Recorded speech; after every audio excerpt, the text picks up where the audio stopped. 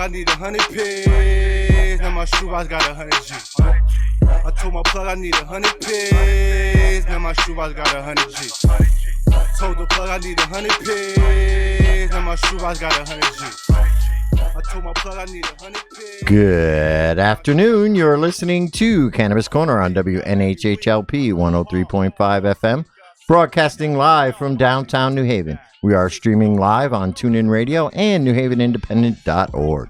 We're also streaming live video on Facebook Live. Just go to Facebook.com/New Haven Independent or go to your Facebook page and look us up.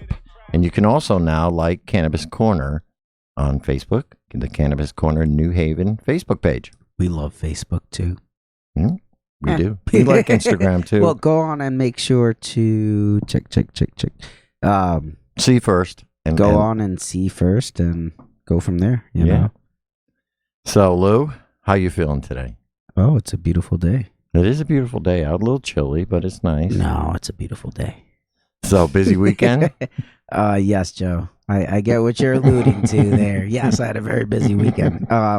First harvest in the books. First harvest in the books. First harvest Excellent. in the books. And I was very happy to be a part of that for even was a short period of time. Thank you for coming down, Joe. I appreciate Got my hands dirty and saw what it was like. Oh, our hands are filthy. Yeah, it was very they're filthy. It was very enlightening, and I really appreciate the opportunity to come down and do that. Thank you very much. Yeah, no worries, bro. It was very It was cool. a long weekend. I'm sure it was much longer for you. Yeah. Absolutely. We're still kind of hanging. But I got to tell you, it was very. I don't know. It was something I've never experienced before. You know what I mean? It was a brand new impressive. I don't care what anybody says. It's really it is impressive. because if you didn't know it, you think you were harvesting weed, and a whole lot of it. I mean, there was some purple stuff in there. I mean, it was really absolutely beautiful plants. It was very, very cool, Louis. So thank you very, very much. No worries. We had a really good time, and thank you for coming down. So if you ever wondered what a truckload of hemp plants looks like, and a field of hemp plants being cut down and stacked, it was amazing. Yeah, they had it down. They had it down to a system. They knew, we gave very good instructions for our crew. So we had 12 people working with us, and a lot of times it's just managing 12 people can be a little bit of work. You know? So because you had one crew who was cutting and then dragging and stacking and then loading. Correct. And then you had a whole nother crew that was hanging. Correct. Yeah. So I didn't even get to see that crew. Maybe I'll see the hangers this week. This week you'll get to see the hanging portion. I'll do some hanging. Yes. So what we do is we hang dry. Right. So in the barns, and what it takes is physical labor. So I had it was the 8 guys on the field chopping. Right. 2 rows, lopping everything down, putting into the truck, stacking in the truck neatly, and then transporting back over to the barns. The barns we have a 5-person team, and this team was all of our women actually, and they did an amazing job lifting everything, picking everything up, putting it up, hanging it, making sure it was gorgeous. And they have the barns looking gorgeous. They really do. And how long do you hang for now?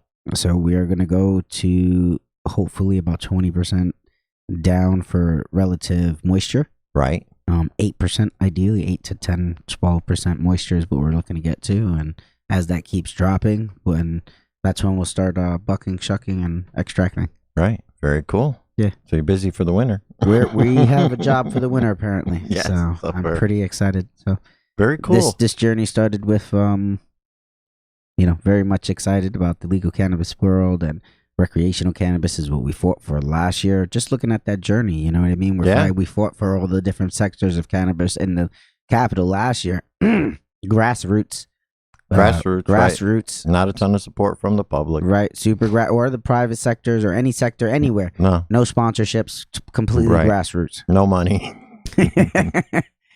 And then moving into the sector of, going full steam with hemp. And we hear about those social equity portions, and hemp really opened up. And hemp is an avenue that we can take advantage, I don't want to say take advantage, but where we can capitalize on its merits. Right. So it's not necessarily, there is no social equity justice program to get into hemp because it's not necessarily necessary. People haven't really gone to jail for hemp. Right. So maybe way back in the day, when they first did it, but not now. So people aren't going to jail for hemp. People aren't The CBD is a big business. There's not very many bars for entry. No, because the licenses are reasonably priced. Super Anybody, reasonably priced. of any income, you could literally, I don't know, a minimum wage person can afford to get into save this. up Yes. enough money to get a hemp Yes. license if they had a small piece of land Yes. that they could work on. Or they had permission to use it for a small piece See, of that's land. the thing. You don't even have to own land. Right. So there is that barrier is automatically removed just because of the cost. And I wouldn't say it's easier to get into the hemp game than the legal cannabis game, but it's a different set of regulations that aren't as... It's not as... I wouldn't say easier. I would say it's less stringent. Right, less stringent. You still have to fill out forms, There's and you forms, still are there's accountable. paperwork, there's testing. Testing's not cheap. I just did testing on each one of our fields, and that it added up to Right. that could be that portion that looks as like a bar point for entry. But you make it work. You know what I mean? You get a co-op together. You get investors. And even when I'm talking investors, I'm not talking $1 million investors. Hey, you got a buddy who's got a couple grand, 5,000. Somebody, yes. An auntie with 5,000, realistically, if you're able to take a loan from Cousin Joe for $5,000 or Auntie May, or right. if you're in the different parts, it maybe, whatever. They might know a loan shark or something. Right. Whatever you can get, you could do it for $5,000 to $10,000. This is joking, all hypotheticals. Right. And that's the thing. Anybody, you can't even sniff around in the legal cannabis business for $5,000 or $10,000. No, you're not getting in for $5,000 to $10,000. It's just $25,000 just to apply. Just to say hello. Yeah, just to be like, apply. oh, Put your name on a piece of paper. Yeah, it's crazy, Joe. Yeah.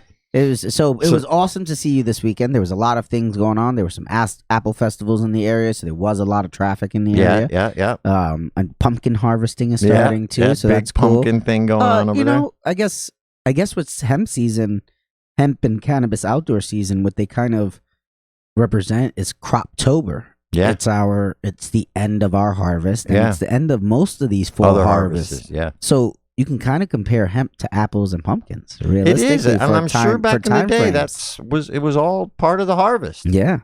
Hemp with the apples, with the pumpkins, with whatever, corn, the winter squash, all that winter stuff. squash, winter rye. Yeah, all that stuff. So, there are crops throughout the year. Always remember that.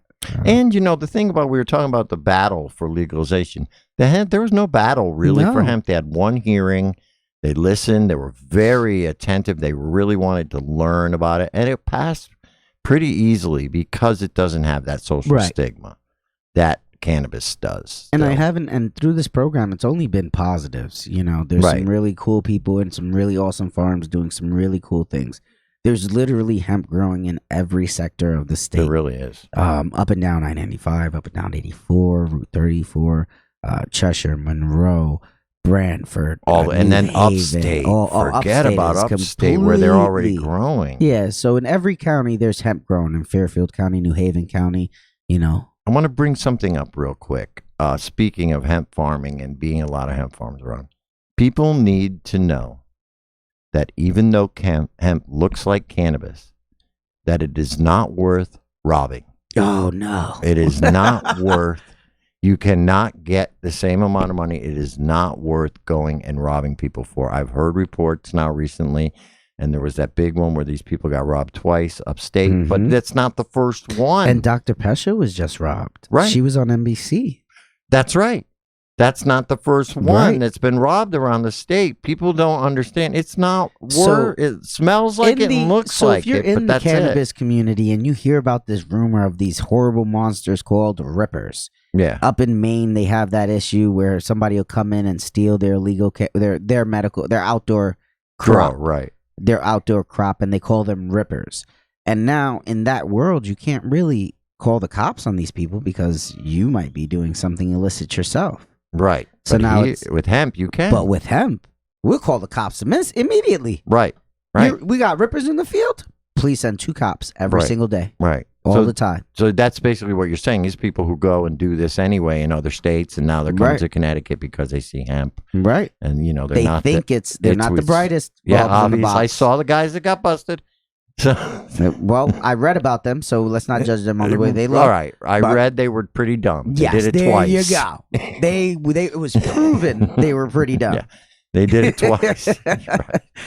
and they got caught. Red-handed. Red-handed. Red-handed. They found them with it. These guys were not smart, and they are getting charged very, Well, very they highly. should make an example. They of are it. making because it's a valuable commodity. That's like like they the stole a last thing car. a farmer needs to worry about, because these farmers are used to tomatoes, Mm-hmm. and they don't have to protect those crops Right. only from squirrels, Right. but in deer. And that's another thing, obviously, with the hemp. You get the deer Right. issue. You got to put the fencing around it because deer love hemp. Right. apparently. They definitely do. Rabbits love hemp. When it's Deer little, loves right? hemp. Yeah. Yeah, everybody loves to eat hemp. So wild animals come in and they will eat your crops. Yeah. So you as put a fence around. so it. as you start to think about it, we talk. This is Cannabis Corner, all things cannabis. Mhm. So as we look at the way hemp is sun grown, what precautions need to take place, we could call this. I call it all the time. This diet weed. Diet weed, sun-grown diet weed. Sun grown diet weed. Nothing better than sun-grown product. That's right. And Gotta now tell it's diet weed, which means that the principles are all the same. Except So the when- high, That's right. It's- Which is because we're very producing good. the medical very good, medical Uncle. product. So now, when recreational cannabis, adult use cannabis comes in, I know my next sector for advocacy just to have is- farmers. Yeah. is outdoor grow licenses for agriculture for outdoor sun grown Cannabis. adult use cannabis. So where our state is currently limited to the 4 indoor cultivation facilities for the medical marijuana program, when they implement the adult recreational program, I believe that they should keep. I want my home grow. We all want our home grow. And the medical should be grown indoors. Don't get Medical where you're should going. Be, medical should be grown indoors, And where we got they're that able covered. right, where According they're to able to do them. their whole thing. Now there has to be a I sector like that. for sun grown. I like that.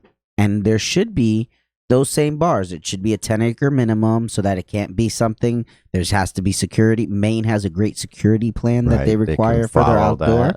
that. And because that's set in place, before you can put in any of your outdoor crop, you have to have your security system in play, which is a chain link fence that's at Yeah. least 8 foot tall with razor wire on top with motion lighting. It's very spelled out. And I think you'll be able to get the farmers behind you, especially after a season of growing hemp. Correct. Seeing how it can be done. I wouldn't say how easy it is, but how adaptable they are Mhm. and their farms are to hemp. Yep. Saying, well, if cannabis is growing the same way, we could do this. And I think, because the Farm Bureau has been aboard, but not quite. I think this might Right. push them over. This might bring us over. And what my recommendation would be, as a Connecticut hemp farmer, I would love to be able to do my 10 acres of hemp and 1 acre of sun-grown adult use cannabis. Right. That could then be sold to dispensaries. That can then be sold for adult use to whatever method. Outlets there are here now. Right, whatever they decide. I'm not even going to say, we got to do what we got to do. I'm not going to tell them how they want it to be sold, as long as I can sell it to Whoever their retail outlet are. whoever their retail outlet is. Makes sense. Well, we may have a chance this year because apparently Governor Lamont and Governor Cuomo, of all Mhm. people, I keep saying it. We're not New York, and we're not baby New York, and we're not part of the And tri-state. Jersey, We're not the Jers. and these are the guys he wants to hang with. Hey, I want to hang with Cuomo and the Jersey governor, guys who couldn't get it done. Instead of going hanging with the guys who could, let's go hang with the Maine governor and the Massachusetts governor who did get it done. Well, No. how about we stay with our New England states? Right. Why don't we join with the New England states, which technically we are a part of, even though we so Not just desperately technically, want to be completely tri-state. part of New England. Right. We are the entry gate to New England.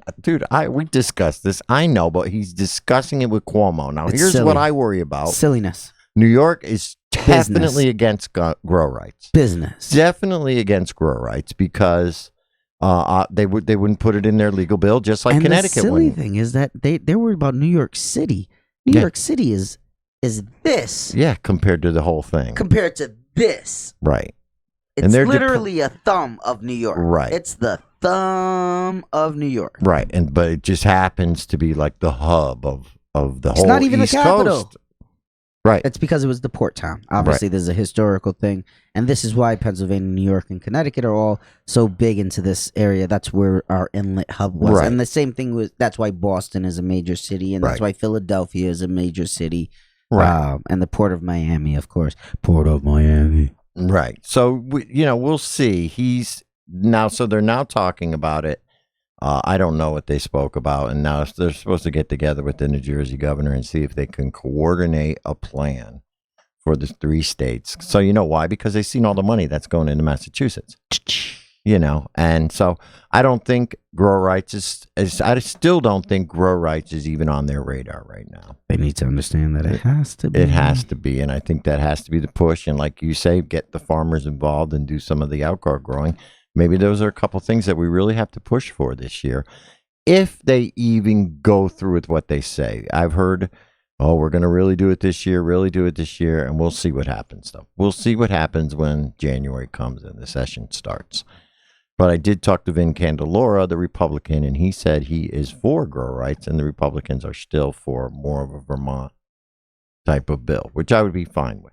Right. So, and good news is they did qualify 2 new conditions. That's right. Now we're moving into that one. Board. Let's talk about that, because our favorite pharmacist, Brian Essinger, made sure he put a big message out talking about the 2 new conditions. Right. So the first one is chronic pain, which is huge. Huge, sir. Chronic pain. This is, yeah. Now the difference with Connecticut than rather just doing a blanket version of chronic pain, what they did was chronic pain, but it has to have an underlying condition.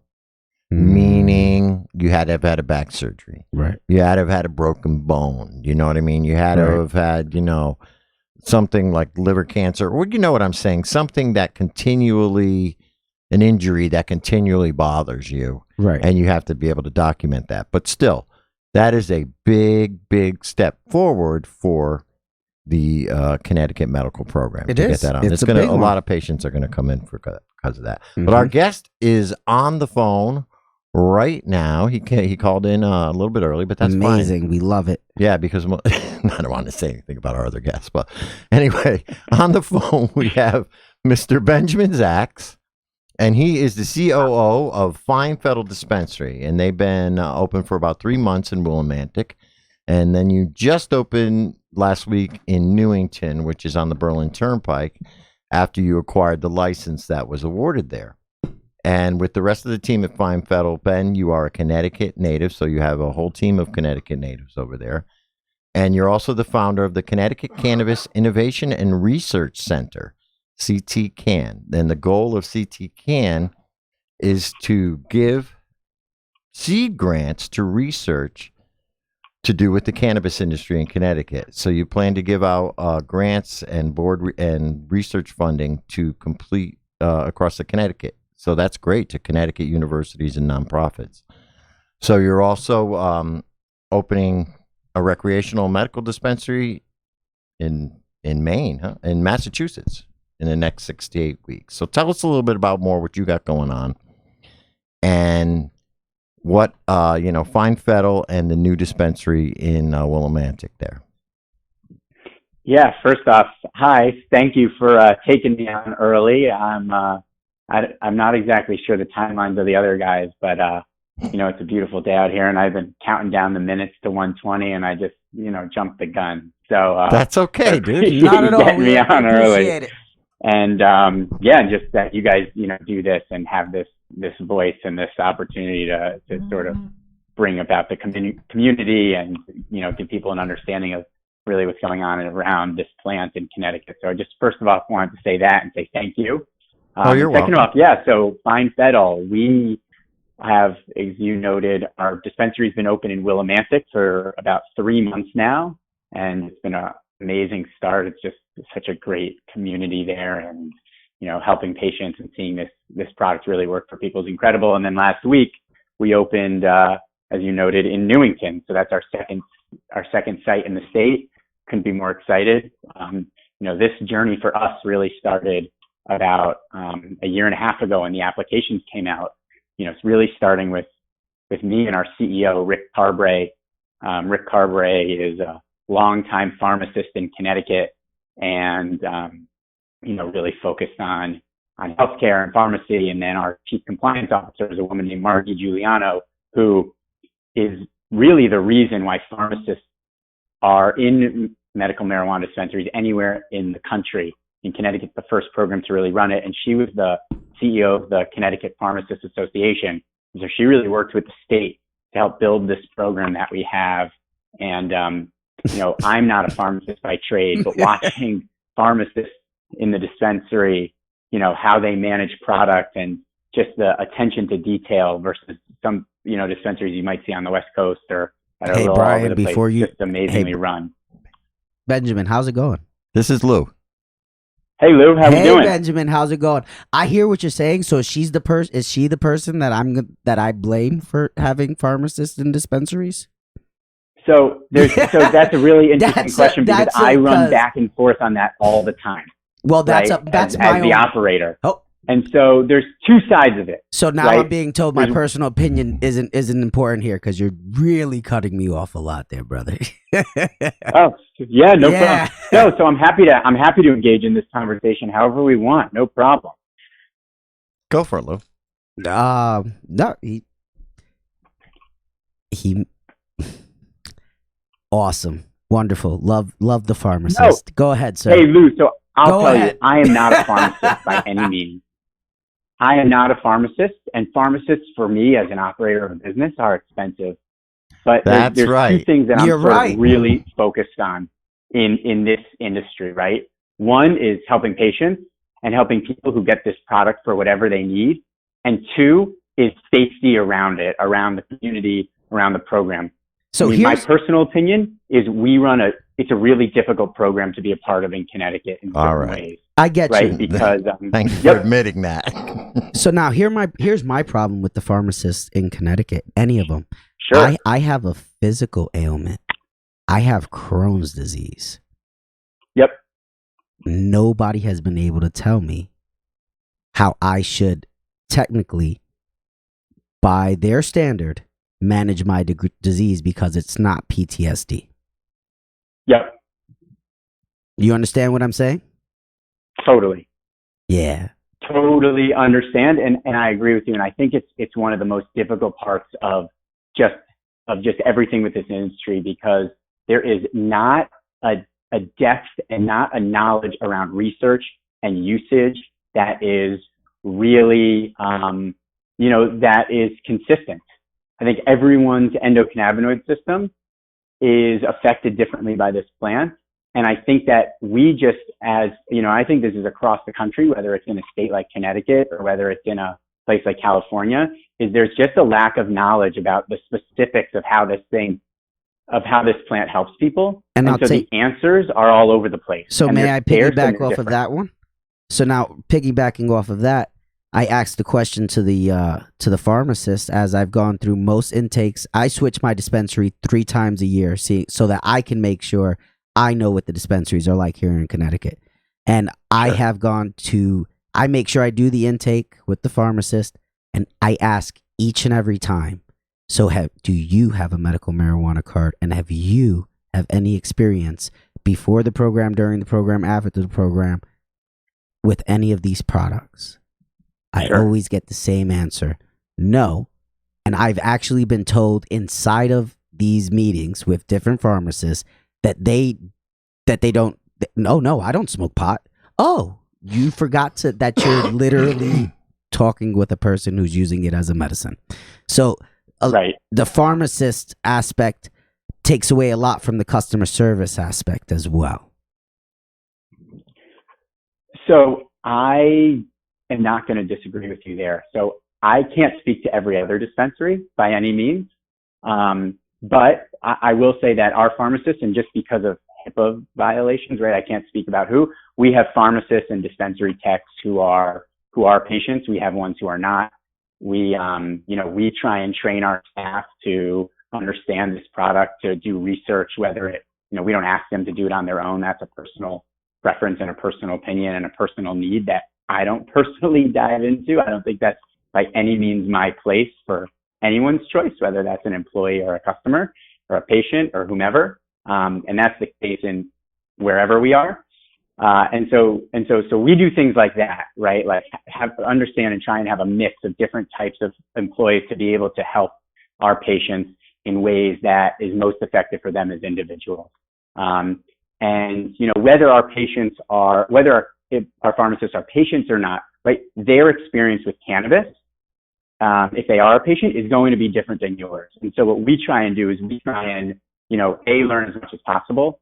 We collect anonymized data through an app that we partner with out of Silicon Valley to try and get as much information and as much consistency about why people are using this product, what they're using, their ingestion or intake method, to try and find consistency to try and get to that point.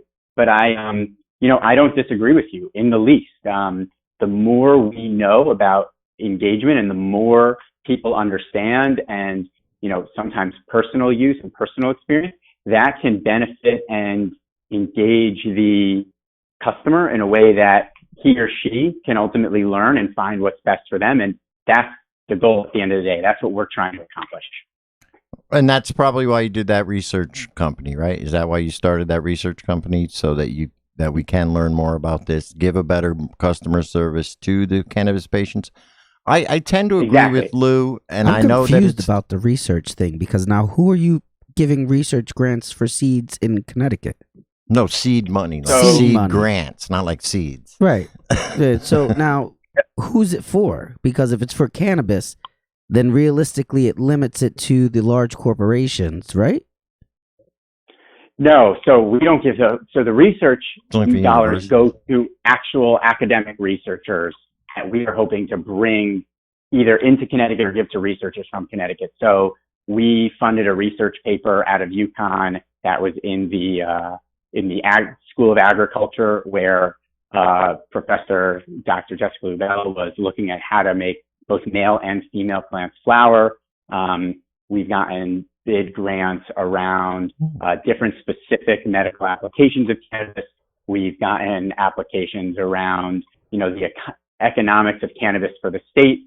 I mean, so we're sort of we're sort of discipline agnostic and just trying to get a lot more data on understanding, because when you see like the first CBD product that's FDA approved for childhood epilepsy, right? We don't see why Connecticut can't be the place to help that, to have that research happen. As you guys all both know, cannabis doesn't care if it's growing in California or Connecticut or Iowa or anywhere in between. And we don't see why Connecticut can't be a leader in, formalizing and creating more consistency and creating a stronger knowledge base to be able to, add true legitimacy and help people get what they need out of this plant, or what the state might need or patients might need. Because that's Connecticut's really been a our huge goal, so pharmaceutical that it's not all state. Subjective, but it's really objective data that helps, bring this industry along.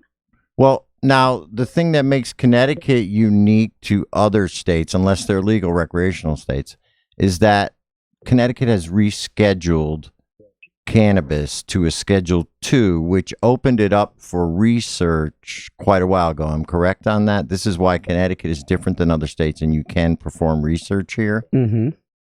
But where Correct. does the data go? If you look at like Right. at UConn, So there's what a he's course saying on is he's paying on hemp for it. growing, right? A lot of states wouldn't sort of do that. And there are different professors looking at different things around Connecticut, looking at, impairment while driving, looking at cannabis as a medication. And so Connecticut has been open to taking that research to help it happen here, which has been a huge benefit to us and the potential of this program, and then the potential of research going somewhere. Okay, right. And it goes to different places, various different places. Yep, exactly. So our goal is to focus it on researchers from Connecticut, right, and build that industry in this state. But, it wouldn't be a bad thing if a professor came in from somewhere else and completed their research here. See, that's where in it sounds July, like Dr. we D'Souza. brought a professor from Israel to give a speech on cannabis as medication. She's one of the leading researchers in the world on this. And so to start that conversation here, we think is really important. So you sponsored her coming in. Okay. Yep. Sounds fair. Just Well, don't work with. It sounds if that's only fair if the research that comes out of it is on our favor, because realistically, Joe, as we're talking, Yale does these research studies all the time, and they're poised against us all the time. Right. You know what I mean? But I don't think hearing, Yale needs his money. Right. I get. So now if he's doing, I think I'm forming my own opinion, and you know how that goes, Joe. I'm just trying to gather information, my That's friend. good. We should all build those opinions based on more and more information, right? That's really what it comes down my opinion is very much that I don't see very much of this being disseminated to the general public, and it's very much becoming very pharmaceutical. So now, as you continue to do this, my fear is now you're gonna become part of the dispensary movement that's really gonna hinder the home grow movement, the push for adult recreational, the cap on it. I'm an agricultural farmer. It sounds like you're looking to take my fields away. No, far from that. I want to build industry. As we noted, we're Connecticut natives. We want to build industry in Connecticut. We were at the hemp festival this weekend, and to see what hemp growers are doing around the state, I wish that more licenses were able to be given out, and that there were more growers, and that Connecticut was a leader in terms of this industry. In terms of home grow, right? All that I care about is that people are doing things safely, right? That's all I care about. I mean, we have our dispensary, and that is, the business that I'm running. You have two. And we want to make sure that we're just following the rules and the laws, but how things move, all we want to do is push industry forward and then give people the opportunity to have this important plant in their life if that's what's right for them. Okay. So tell us a little bit about how Fine Fettle came about. You said you started about a year and a half ago. You started the application process. And you just recently opened, you said like 3 months ago. So it took that long to get... That's a pretty quick time, Joe. Year and a half. You know what I mean? From when what you were you guys apply? doing before that? So before that, our team was doing different things. Were right? you guys So part the of the cannabis application sector? came out in January of 2018, roughly, and then they were due in the middle of April, and then we found out about our being awarded in the end of December. So from December, it took us about 5.5 months, 6 months to finish our build out and then get open in Willimantic. We actually applied for 5 locations around the state. We were both happy and upset to win one. And then when we had this opportunity to do the acquisition in Newington, we just felt to expand our footprint to be bigger part of Connecticut was a great goal for us. And so we jumped on it and, now have license number 2 open. Now, Great. how did that come about? How did that whole thing come about? The whole Purchasing thing on of a the license, like acquisition what happened? side Yeah, or what the happened first with side? them down there? Well, the original side, you went through the process just like everybody else did, basically, and you were chosen out of what did they do? 9 new dispensaries? Yeah. And you were one of the chosen ones because Willimantic needs one. They needed one up in that area. And Yeah, no, but what I'm absolutely. wondering is what happened down in Newington that made the opportunity available for you to be able to purchase the license. We were, asking around to see if anyone wasn't necessarily planning on opening. We, a broker came out and contacted us, and then we went through the due diligence phase of the location and, Just like Acreage negotiated would the have, agreement and or went from there. yeah. So basically the same way Acreage would have, or Canopy, or any of the other large cannabis companies, right? Yeah. Or pretty much, Arrow. to be honest. Or Arrow, or well, yeah. So what this is where I guess I'm giving you the opportunity to tell either him that you're not you're not big business. Are you guys Canopy? And This is what he's You trying get to what get I mean? at. He wants you to. Sure. No, we are very, very far Are from you that. part We of the are a community? Local from what I'm Connecticut-owned hearing, business. We well, I'm a are Connecticut-owned business. a I'm a local team Connecticut of guys native. from West Hartford and Newington and Wethersfield. So and, are we. We're here focused in Connecticut in our backyard. We are not like big venture-backed money or a public company. We couldn't be further from it. You definitely had the capital No to buy a rushing? second one. You know what I mean? And you're telling us that within the next couple weeks, you're going to have a 3rd place in Massachusetts, and very aggressive goals that we want everybody to always have. You get what I mean? You're coming off very, very, and this is independent radio. We're for independent folk, for the regular people. Sure. You're So here, I'll help explain that further. Absolutely. So when we applied for 5, right? We applied in So you London, spent a Meriden, lot of Willimantic, money. etc. So we applied for 5. You spent a lot. You You spent a lot of money. Yeah, no, Yeah, absolutely. yeah. And so when we felt that we had within the budget for the money that we planned, we were planning to win more than one, not just one. And then when we had our build out, we had this opportunity to go for more and grow. We're also trying to build and run a business. And so we felt that it was ultimately worth the money of the spend versus, keeping it in the bank or putting it back in personal bank accounts I'm not arguing that at all. keeping it to the business. Right. Not arguing that portion of it at all. I was just. Well, Lou, let me play a little devil's advocate here right now. Arrow is about to open a third location. Arrow was a pharmacy before this.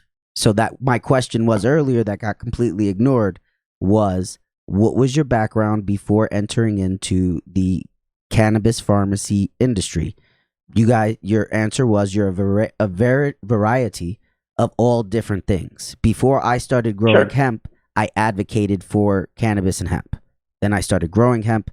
Now we produce products and we have a processor's license. So we're a fully vertically integrated company. Now, Arrow was a pharmacy. This is devil's advocate. In Connecticut. Arrow was a pharmacy in Connecticut. Won their first round, won their second round. And they've always, and a third, but they've been a pharmacy in Connecticut. So now if the team from Arrow would say, we're Connecticut people, I can say, cool, yes, you are. I asked the exact same question. I asked these exact same questions to every dispensary that I walk in. There's nothing different. When we have Brian on the phone, I ask him the same questions. When we have the people from Arrow, we ask them the same questions. Your response was, we are Connecticut natives. Blessings. Yeah, so here, I'll expand. So as I beforehand? explained, our CEO, Rick Carbre. Rick Carbre owned four independent pharmacies in Connecticut. That's the back. There you go. So you are a Connecticut pharmacy. Margie Giuliano, who she was the CEO of the Connecticut Pharmacists Association. They're our chief compliance officer and our chief executive officer, right? My family has been involved in healthcare, whether it's on the board of Hartford Hospital, on the board of the Root Center, the largest non-for-profit methadone clinic. So we come at it from both a pharmacy standpoint and a healthcare view, that all of our folks, as I noted, are from Connecticut. And then we saw this confluence of things together and, saw the application out there and felt that we had a team that could win and run and operate a great dispensary. And so as we've built and as we've grown, we've looked at Rhode Island and looked at Massachusetts because we see what this is doing in different states. We're also trying to, as you are, I'm sure, trying to build and grow a business and continue doing that in this space. Yeah, and that's where I said was, what was your background? You said you're Connecticut, and you answered it. That's what you just gave me was 1,000 times of a better answer than, it's one of those, hey, trust me. You never trust the guy that says... Hey, I want to give you the details, and I actually appreciate these questions. You never trust the guy that says, trust me. You know what I mean? It's, all right, cool. So you guys were a bunch of pharmacies beforehand, so you understand that side of it, and now you're looking to bring that love to the cannabis side. And yes, the Granby thing, I was up there too. Let's not publicize how that went. All right. I was not the individual there from our team. He had a great time and thought it was a good event, but I won't assess. I don't know your opinion. I haven't spoken to you yet on it. I went up with a couple other license holders, because here in Connecticut, as we do grow, a lot of farmers who are growing CBD didn't have a place for it to go once it was done. You know what I mean? Mm-hmm. We got 70 farmers. A lot of people now, we have 13 processors in state. So now going from 70 farmers to 13 processors, what is everybody looking to do with their product? They're looking to move it, turn it into CBD products, kind of that research. So we've also started building out that research portion. And we've been fortunate enough that we're purchasing a couple of the crops from a couple of the other license holders, starting to build out the Connecticut Hemp Co-op right alongside the Connecticut Hemp Industry Association. Awesome. So with your research group, maybe that's something that we could all continue to touch in, because CBD is the largest part of the medicinal part of this plant, and that could probably go a long way. So I think that would be good, and engaging, sort of local understanding in industry, and especially with the legalization of the hemp products, it's a lot easier with the farm bill. It's a lot easier to sort of move forward the research around the hemp plant and CBD.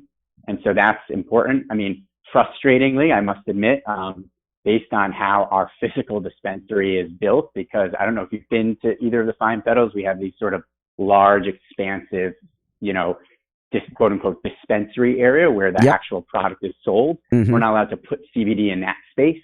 And so our rather than having these big waiting rooms or even small waiting rooms, we wanted to have like a larger sales area, I guess you could call it. Yeah. Not allowed to sell CBD out of that, which is annoying. But, what I would love to do, I'd love to support the hemp farmers and the hemp processors and CBD processors to engage and have that full spectrum of products in our store, everything grown in Connecticut. That would be right up my alley. Well, there you go. What you're saying is you can't display it out there in the waiting room. You have to kind of put it in the back with the rest of the products. You have to treat it like it is. It's the opposite. So what they have, and Benjamin, just correct me if I'm incorrect, because I've kind of done a little bit of this. So if for them, they have their main pharmacy style area. So if you were to walk into a CVS or something, you know how everything has to be completely separated from where it is? They're doing that same thing with CBD. And the problem with that is, for him to have a successful THC medical cannabis dispensary, that waiting room, that portion area has to be comfortable. It has to accommodate the amount of people that are in it. The office, they may have only 3 techs working, but that space has to have 15 people in it so that it's comfortable, so that they can kind of see what's going on. There's products on display.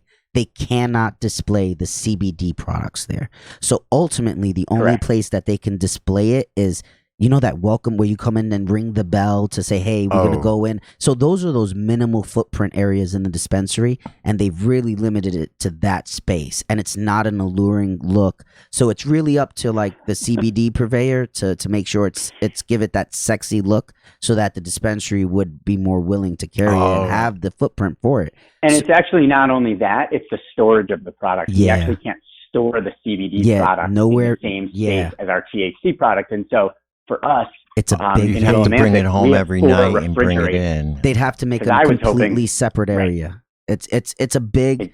They didn't make it easy for Connecticut dispensaries to integrate with the hemp industry. That's too bad. It is too bad. They should. You know what I mean? It really is. Well, maybe that's something we could change. Maybe there you go. There's a thing to work on together. I will say they changed the rules about 6 weeks ago that we can sell the hemp-derived CBD, not from one of the 4 growers in Connecticut. That's why I'm not complaining about that. But the space is still a frustrating. Right. It's still a frustrating thing, and it's from a business model standpoint, and I love your guys' feedback on this. Right, like CBD is becoming a little bit more ubiquitous, and so if there's a few places to buy THC, and that's sort of still the focus of our business. We can't readapt our store for the CBD. But what I would love to do is just have it all in the same space, all out there, all available, with CBD growers being able to explain why their products are better, and do that sort of marketing. But we're just not there yet. We hope, the state moved in a direction on CBD. And if we're having this, we hope at some point it's further. Yep. And as we're having this conversation, if you ever want to have a Fine Federal branded CBD line, you let me know. Right out of Connecticut. We can talk about that. Curaleaf white labels all their hemp products. That's not a hidden fact anywhere. Yeah, that's true. They don't put it. Yeah. So. You know what I mean? And there's different goals of different companies on where they're growing things and where their business model is, and so everyone has to make those decisions. I mean, I would personally love CBD drinks in the store because you guys are a retailer, open concept. And specific tinctures or whatever the products are, because we have a lot of display area. Our store is definitely more quote unquote West Coast style, is I think how people have been defining it, right? And right now we're displaying fake products because that's what we're allowed to do. And so, we'll see as things change what happens. And I also believe that you guys, because if you take a step back, and for us lay people, a dispensary is your pharmacy. It's It's your retail outlet. It's not necessarily, they're not growing the plant. They're not to blame for any of the product. They're literally just getting these products in a closed seal container. And they can't open it. They can't inspect it. They can't do anything. Like, you guys can't open up bottles and check this, it has to come sealed. So, Correct. That's one of those awesome things that the DCP. We love the DCP. But the control methods are there. Yeah. The tracking methods are there.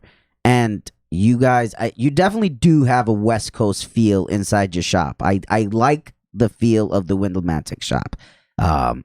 It's homey, it's bright, there's wood grain, there's plants, it makes you feel like you kind of want to be there. So it's Oh, that's good. it's one of those. I'll have to take a little But ride. say, Lou, I appreciate that. I like this. I like how you warmed up to this and warmed up to me a little here. It's not necessarily that listen, I give everybody the same fair shot. It's not a like or dislike. I treat things with the facts. Sometimes people don't like hearing those things. As you should. We are trying to protect Connecticut from corporate takeovers, and Lou has to vet everybody. So you passed, we're good. But unfortunately, we're running out of time, Benjamin. This was a great conversation. No, it was. It was very engaging, and I'm really glad you went along with it and really explained what's going on, Ben. Tell us real quick how people can get a hold of you, if they want to email you, follow you on Facebook, however they want to get a hold of Fine Fettle. Tell them about both locations, all of Fine Fettle's contact information. Tell them how they can change dispensaries if they'd like. I appreciate that. I appreciate that a ton. I mean, so we're now in 2 locations, as we noted. We're right on Main Street in Willimantic. That's our first location. Our second location is right on the Berlin Turnpike in Newington, very close to sort of the beginning of the Berlin Turnpike. Our website is www.finefettle.com. Our Instagram is super active. I must admit that one of my guilty pleasures is the CTMMP community live videos on Instagram. I don't know what it's sort of become, but I find them to be fun. And so we really try and engage with our patients, and not even our patients, the whole state, but we're at Fine Fettle CT on both Facebook and Instagram.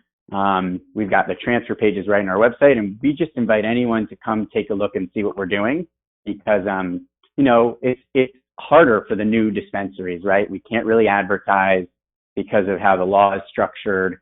It's hard to just kind of reach the community. There's 36,000 patients. The largest group that we see in one place is some of the Facebook groups with 1,700. Mm-hmm. So that's really 5% of the total. And so, we really just want to bring people out and learn about what we're doing. We built a rewards program. We've tried to be sort of more tech enabled and more tech forward with our online ordering platform menu, our reward system, the strain tracking app, so that we can, as Lou first said, give more dedicated and detailed expertise and knowledge based on the usage of this plant in Connecticut, specifically our product, with others, and be able to, to give more and better details and data on what people should use, or let people do their own thing. We try and meet everyone at their level, from my grandmother who just got her card and was very nervous to the person who knows exactly what they're doing, and meet everyone on their level in between. So that's what we're really trying to accomplish here. And, it's been a fun ride so far, and we're excited for our growth and the growth of this industry and the growth of this Connecticut program. I mean, when I jumped on, you guys were talking about chronic pain. We think that that's an excellent first step, but we think there's a lot more people who could really use this product and just don't have the ability right now because of either price, cost to enter the program, or just a lack of qualifying conditions, as compared to what we see in other states that are still restrictive and safe and focused. So that's really what we're trying to do and who we are. All right. Thank you very much, Ben. And thank you, Ben. That is for Fine Fettle, for everybody else listening. Thanks again, Ben. Thanks for having it. Thanks for coming on. Thank you for joining us, Ben. Thanks so much. Have a good one. Really appreciate the time and appreciate the candor and questions and transparency. All right. That's what we do it for all of us. Thank you. All right, sir. Bye. Bye. Bye. You're listening to Cannabis Corner on WNHHLP 103.5 FM, broadcasting live from downtown New Haven. We are streaming live on TuneIn Radio and NewHavenIndependent.org. We're also streaming live video on Facebook Live. Just go to facebook.com/New Haven Independent, or just go to your Facebook page and look us up. Well, Uncle Lou, I love it. that was quite These a are show. the conversations I love to have. Next week, we have Northeast Laboratories, if I'm not wrong. So, Northeast Laboratories will be coming in. Very Northeast cool. Laboratories. We can talk about testing. You know what this idea is? You know, we've really had about a year and a half. I know we've got like a minute and a half to go, but Yeah. we'll talk until this Harry year- comes in and says we can't get on. You know what? You So left us. we've really been pushing this. We've been pushing our agenda for over a year and a half now, and we've gotten to talk to leaders of industry. We've talked to community activists. We've talked to politicians. We've talked to other media folk. We've gotten to speak to dispensary owners, pharmacists, doctors. We haven't had a lawyer thinking about that. Well, we had Aaron. We have Aaron and Jonathan Yes, sir. Harris. We We've have had them lawyers. So, see, I'm wrong. See, we got lawyers. We have doctors, educators. Wow. Now, dispensary COOs. It's Look at this. Now I see why Harry left us here with the That's mic. my favorite. If anybody knows me or hangs out with me or talks about the farm, Weba. Let me give up a couple of events. Joe, talk to us. All right. So we got the Connecticut normal meeting is on the 16th, I believe, 15th or 16th of the month at the Cellar in Hamden. That starts at 7 o'clock. We got a special event down at the Grove on the 17th. It's called Yoga Tea and CBD. Featuring some awesome teas from Web Off Arms from Uncle Lou and Joe and Present Go-Go Naturals. Joe's, yep. and- yeah, lots of teas. 6 o'clock. I promise you, there's plenty of tea, Joe. 6 o'clock on the 17th at the Grove. I got a lot of tea. And we're going to have yoga tea and CBD. Other than that, there's not a hell of a lot going on. There is a lot of things, Joe. Canna Health in Milford, it's harvest time. That's right. Canna baby. Health Milford is open this Friday from 1 to 5 if you need your medical marijuana certification. And Canna Health in New Haven, I believe, is open Saturday. That's right. 10 to And 2. Get yourself your medical marijuana certication.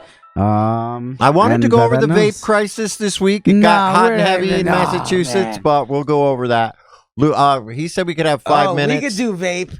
All right, real Okay. quick. Massachusetts has a ban now on all Crazy, vaping Joe. products, Crazy. including cannabis. Everything. Insane. Closing businesses. What type of... Yeah. Now, it was one thing when they went after the nicotine vape industry. And even though the cannabis industry is really causing this crisis, let's not tell anybody. Let's not joke about it. Let's but not joke. this is from illicit black market THC products. cartridges. This is not from your legal Jewels or whatever like that. No, it's not from the vape shop. And now the vape shops are closing. The vape shops are closing because they pulled the flavors out. That was in Washington, and now it was in New York. But Massachusetts took it a step further and banned all vaping products, period. Overnight. Flower vapors. Everything. I've had so many friends lose jobs over this. Yes. Businesses. It's crumbling. It's killing my stocks. Cannabis stocks? Oh my God. They have dipped over the last 2 days because of this, because they had to get rid of all that inventory. We're talking, Joe, in the CBD world. We're talking a recreational and medical market. I have people flocking to states that haven't banned it, trying to sell their CBD vape cartridges. Right. Just to get rid of them. Oh my God. It's insane. This wild. Why wouldn't they do it to cigarettes? Yeah, why? That's one thing I went to a vaping forum they had up in Guilford, and I asked the question. I said, "How come with when they've banned alcohol during our history, they banned marijuana during our history, they banned all other illegal drugs. The one thing that they do know definitely kills you, they've never even tried to ban. Why is crazy? That? I don't know, Joe. It's crazy. All right, let's get this. So these patients. This is about patients. This isn't about patience. This is about money.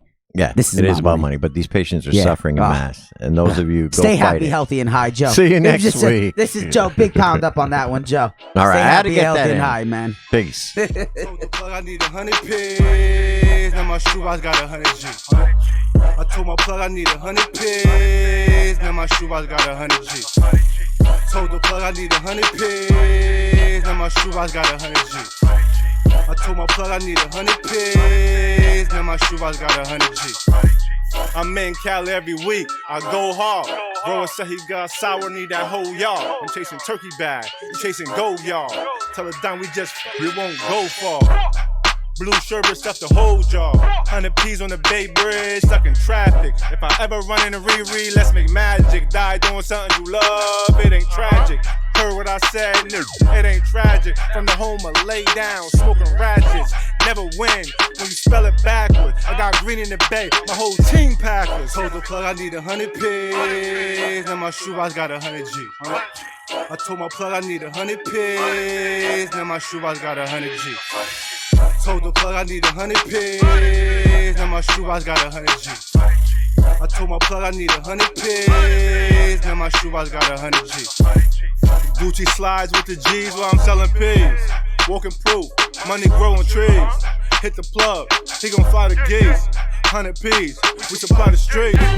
Gelato cookies and that blue cheese.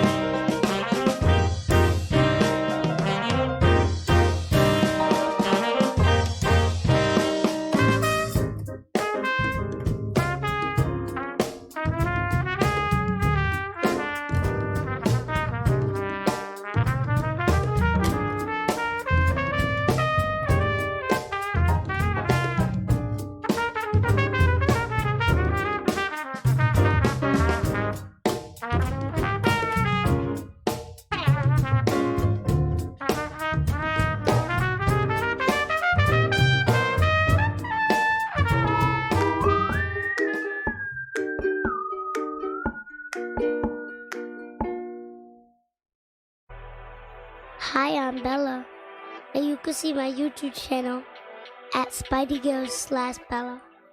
You're listening to WNAHLP 103.5 FM, New Haven, streaming live on Facebook, YouTube, Twitter. Follow us, and yeah.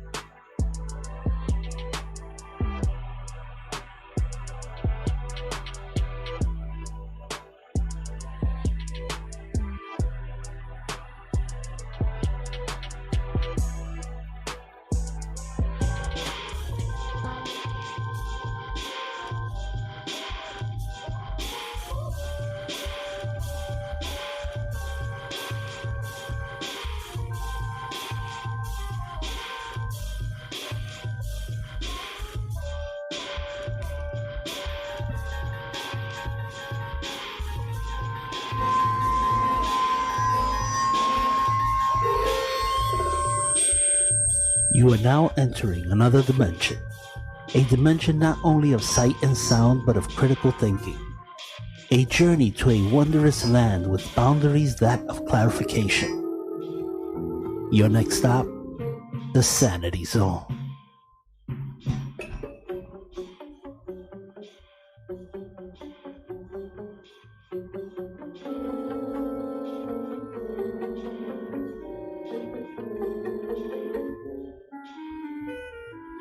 So, you're a philosopher? Yes. Yes. Yes. Yes. Yes. I think very deeply. I think very deeply. I think very deeply. I think very deeply. In about 4 seconds, a teacher will begin to speak. I think very deeply. I'm as mad as hell, and I'm not gonna take this anymore! What's up? What's up? For some reason, I have some feedback here. All right. Let's check this out. There's something I'm wearing. Hold on.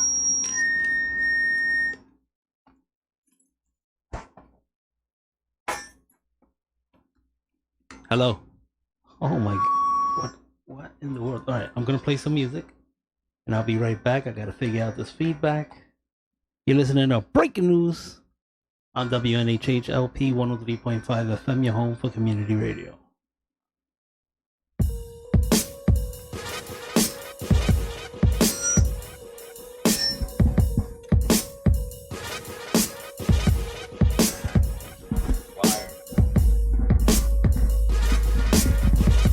Cal's in the building with me though.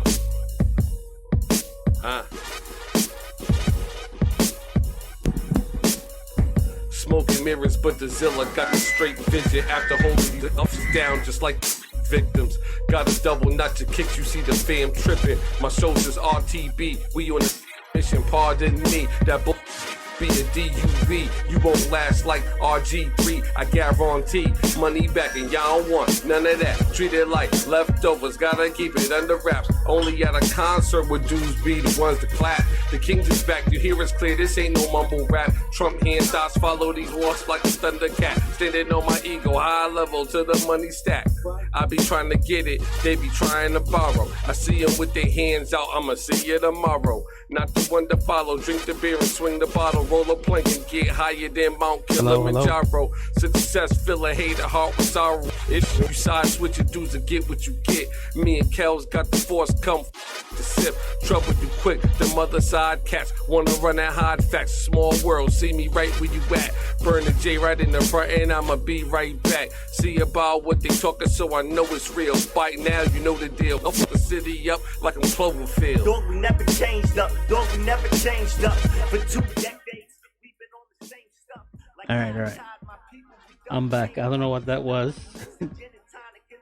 Disconnected the mic, put it back in, and it fixed it. So let's just see. All right, so you're listening to Breaking News with Harry, aka The Brave. And yeah, so that threw me off a little bit. But I haven't been on in a couple of weeks, so you know, it's always fun to be on. You got my little, you hear the music, you got Trump dancing. If you're watching me on Facebook Live or on Twitter or on YouTube, Donald Trump, you know, I always have him dancing to the music over here. All right, so let's jump into some of this stuff, right? Let's see. Let's go into what I normally do, conversations, you know, in the dark rooms of the offices, behind the scenes, off the record stuff. So, Joe Biden, you know, Joe Biden has a lot of skeletons in his closet, right? And the media has tried so hard not to go after Joe Biden, right? They've tried really hard to hide all of his secrets, right? But Joe Biden has a lot of problems. Joe Biden has a lot of problems. You know, his son went with him on when he was vice president on Air Force Two, and he went over there to China. Well, he went to China with Joe Biden, the vice president, and who knows what they were doing, right? But what we do know is that his son comes out with $1 billion deal with the Chinese. That's why Joe was telling you that there's nothing to fear of the Chinese. You know, come on, man. Intellectual property, who cares? They're never gonna catch us, man. That's the thing with Joe. He's always lying to the benefit of him and his family, right? Now, the media has been treating Joe like he's Obama, right? They're not with kid gloves. They don't want to touch him, right? Or maybe they finally are touching him.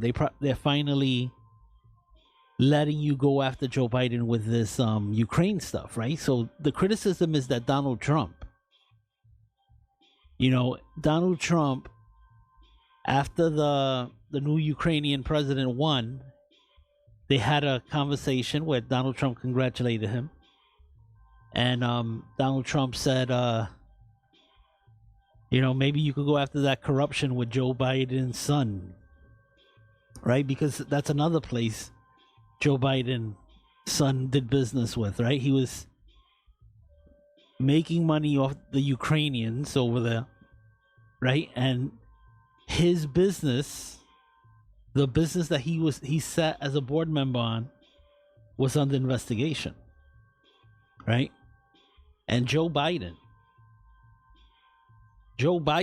went over there and used taxpayer dollars to extort the Ukrainian people over there, right? They say because his son was under investigation, or the company his son sits on the board on, and he was making money from. They were under investigation, and Joe Biden demanded that they fire the prosecutor on the case, right? And nobody cares. Really, it's like nobody cares what Joe Biden did, right? The only thing they care about is that Trump asked about it. Oh, what a violation of the norms. Not of a crime. Not of a crime. Because the only person who was doing a quid pro quo was Biden when he said, you either fire the prosecutor, you don't get $1 billion of U.S. taxpayer dollars, right? So he's the only one who did a quid pro quo. So, but the media, and of course the Democrats in protecting Joe Biden, they only care about that Trump asked a world leader that maybe you could get to that corruption and tell us whether one of our U.S. citizens committed a crime. Now, keep in mind, this is Donald Trump, the guy that they went and opened up an investigation, a fake investigation on, right? Got FISA warrants from the courts. Maybe what Trump should do is just go create a fake dossier like Hillary and the Democrats did and the FBI did in order to get FISA warrants to investigate Joe. That would be tit for tat. But you know what? Don't take my word for it. Don't take my word for it. Let's listen to Joe, and then I'm going to get to the articles. Let's listen to Joe himself.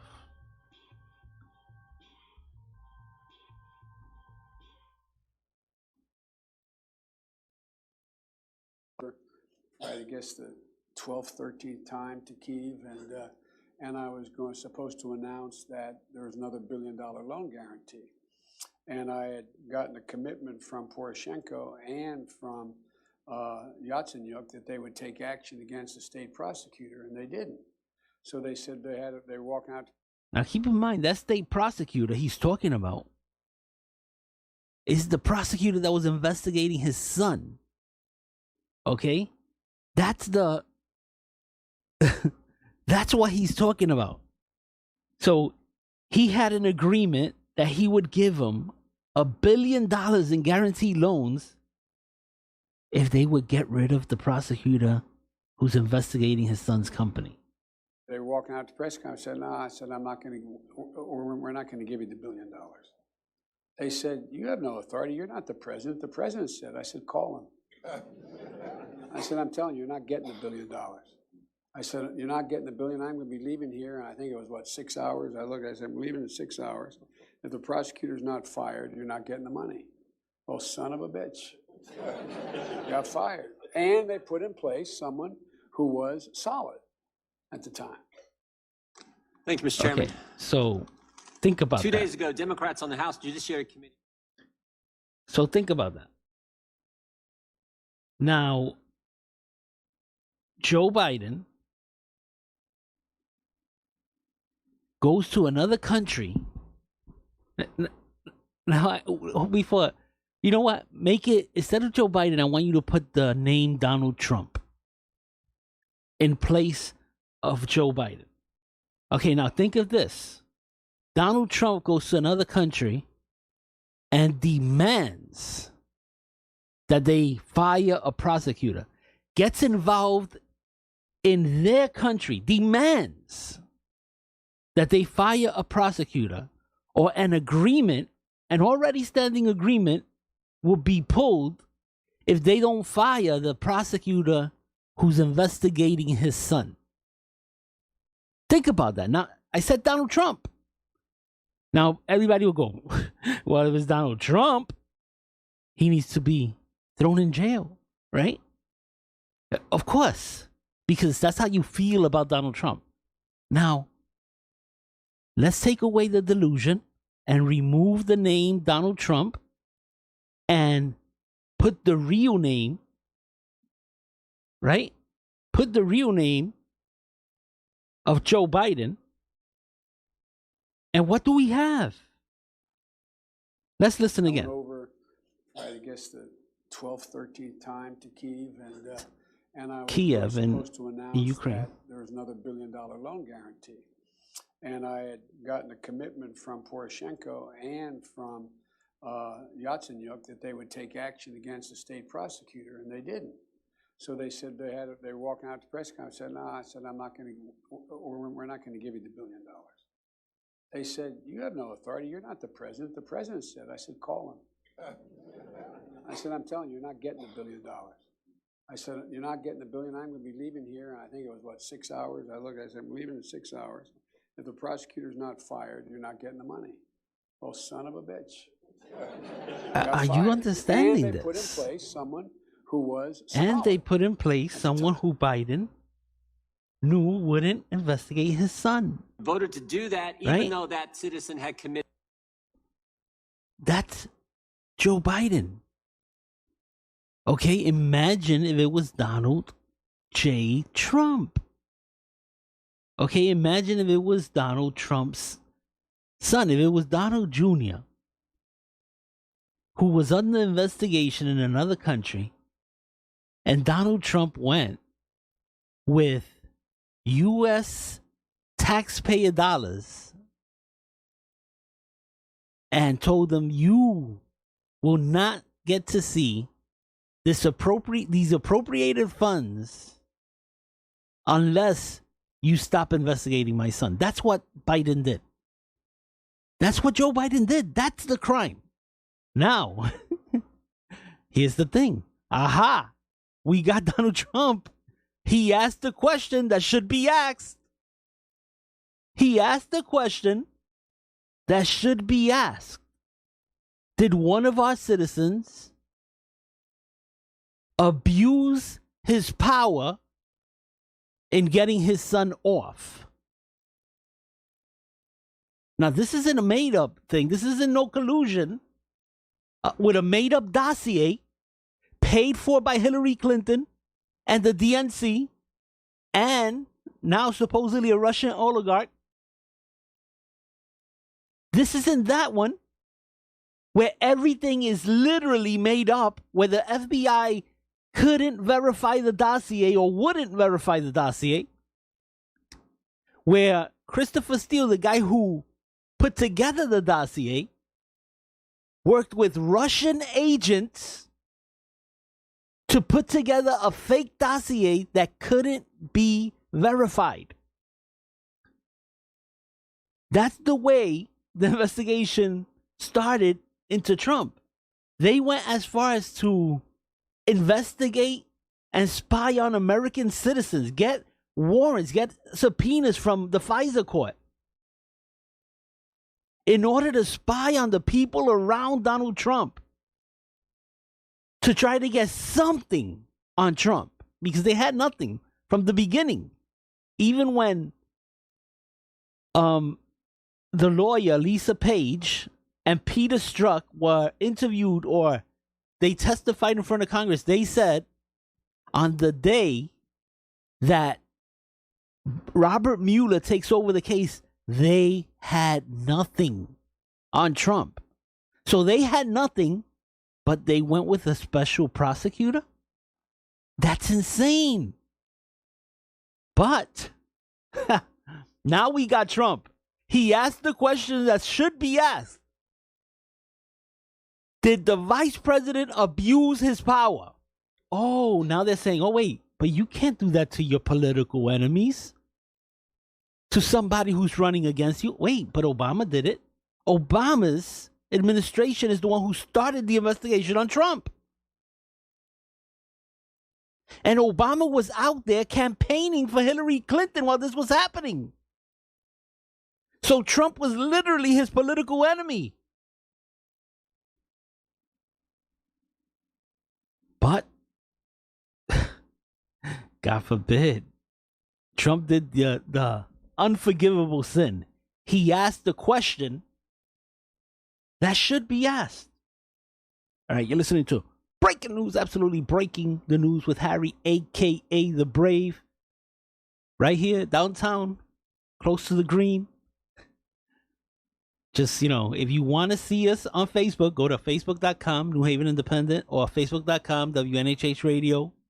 If you want to see us on Twitter, at WNHHLP, same thing for Periscope, New Haven Independent on YouTube. You don't just have to hear us. You could see us. You could follow the articles, the videos that I'm playing. I'll be right back. You're listening to Breaking News.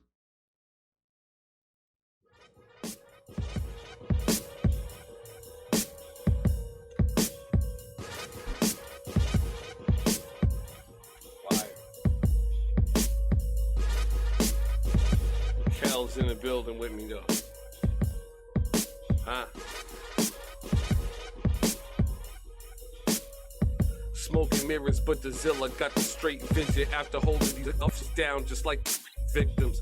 Got a double nut to kick, you see the fam tripping. My shoulders RTB, we on a mission, pardon me. That bull be a DUV, you won't last like RG3, I guarantee. Money back and y'all don't want none of that. Treat it like leftovers, gotta keep it under wraps. Only at a concert would dudes be the ones to clap. The kings is back, you hear us clear, this ain't no mumble rap. Trump hand thoughts follow these wasps like a thundercat. Standing on my ego, high level to the money stack.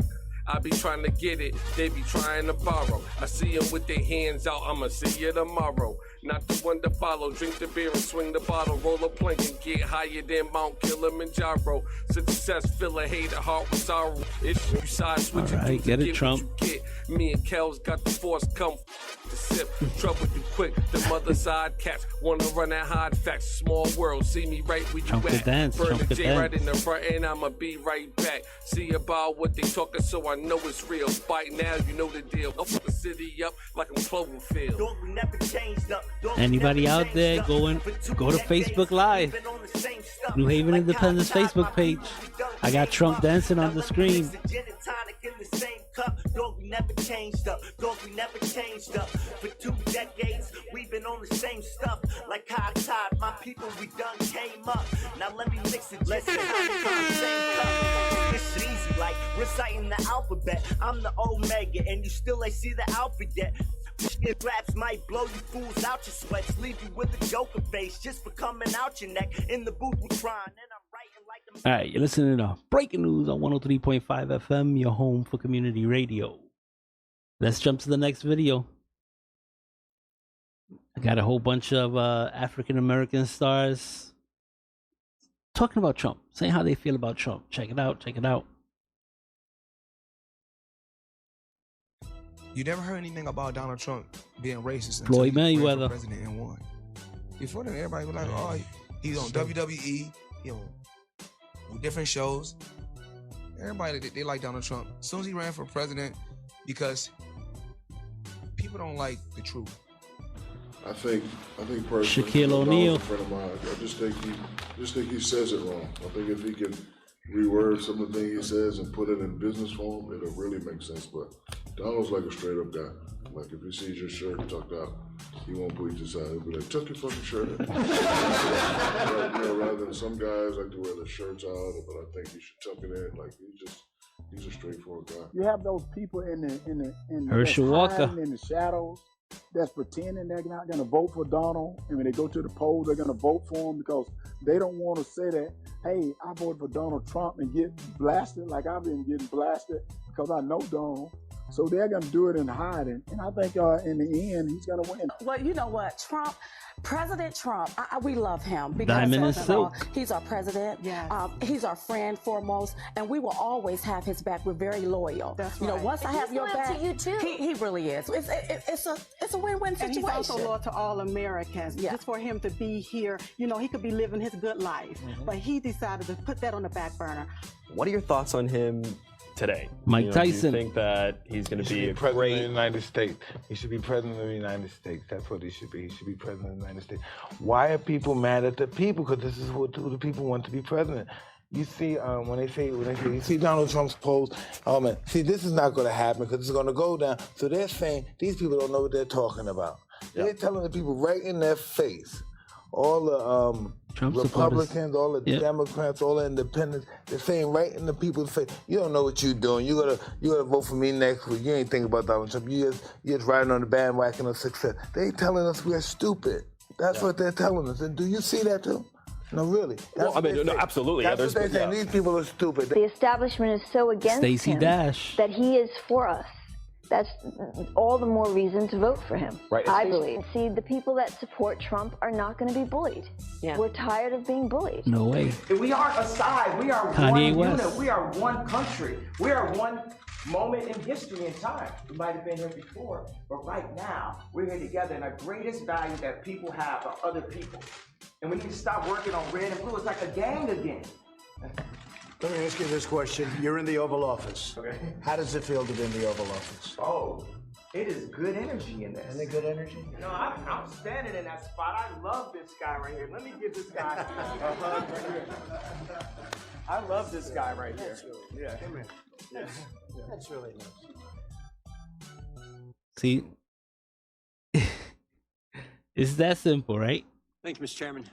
It's that simple. 2 days ago, Democrats on the House Judiciary Committee voted to And take you know, away this an video American of Jim citizen's Jordan wants to Second keep Amendment coming up. rights. You voted to I'm do gonna that let it even play. though that citizen had committed no crime, and you voted to allow their rights to be taken in a court proceeding that citizen doesn't even get to show up to defend themselves. And you voted to allow their rights to be taken in a court proceeding. You're changing the rules to make it easier for you to pursue impeachment of the President of the United States, changing the rules 9 months into the new Congress.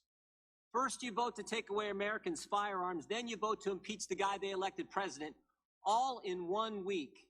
Actually, all in less than 48 hours in the House Judiciary Committee, the committee that's supposed to protect the rules, supposed to protect constitutional rights, all in This less than audio 48 wants to hours play. you're doing it. And why are you changing the rules? Why are you changing the rules? Gentle lady from Arizona was right. Because nothing else has worked for you. The Michael Cohen hearing was a flop. The John Dean hearing was a flop. And everyone in the country knows the Bob Mueller hearing. Right. So this they is. saw it. Let That me was a stop flop. this. So let's change. You never heard anything about Donald Trump being racist until he ran for All right. So what Jim Jordan was talking about there is that they changed the rules and the way they go about an impeachment, right? So the Democrats voted new rules on how they go about impeachment, right? So what they're doing is they're performing an investigation and trying to get the courts to help them, right? And they're calling it basically an impeachment process, but really it isn't because Nancy Pelosi hasn't declared it an impeachment. But, who cares, right? The Democrats are crazy there.